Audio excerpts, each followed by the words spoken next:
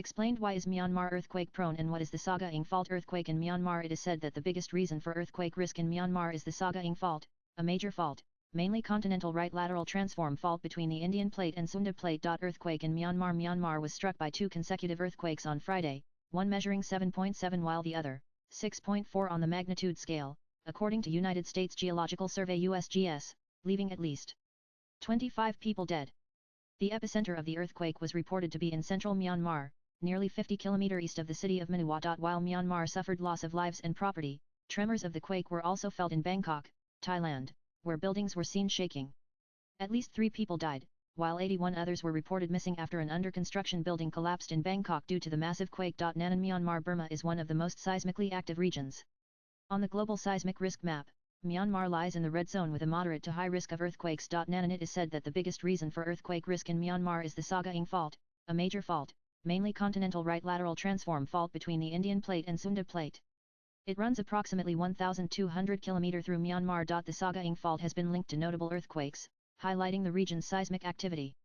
This fault involves two landmasses moving sideways past each other, with movement rates estimated between 11 mm and 18 mm annually. Continuous shifting causes stress to build up and eventually release as earthquakes. The measured slip rate, up to 18 mm per year, indicates substantial movement, suggesting significant energy accumulation that could trigger a strong earthquake. An earthquake happens when Earth's tectonic plates move against each other, creating friction. This sudden movement along a fault line makes the ground shake violently and can sometimes lead to landslides, flooding, and tsunamis. Despite appearing solid, the Earth is very active beneath the surface. It consists of 4 layers: a solid crust, a hot, almost solid mantle, a liquid outer core, and a solid inner core. The lithosphere includes the solid crust and a rigid mantle layer. It isn't a continuous shell but is made up of large puzzle pieces called tectonic plates. These plates are constantly moving on the viscous mantle layer below, as described by NASA. This continuous motion causes stress on Earth's crust. When the stress becomes too great, cracks form, known as faults. Movement of the tectonic plates leads to activity at these faults. An earthquake starts at a location called the epicenter.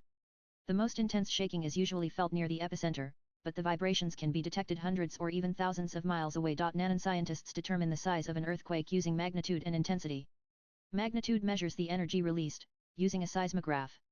The Richter scale, created by Charles Richter in the 1930s, was once used for this purpose but is now outdated for large, teleseismic earthquakes. The Richter scale measures the largest amplitude on the recording, while other magnitude scales measure various parts of the earthquake.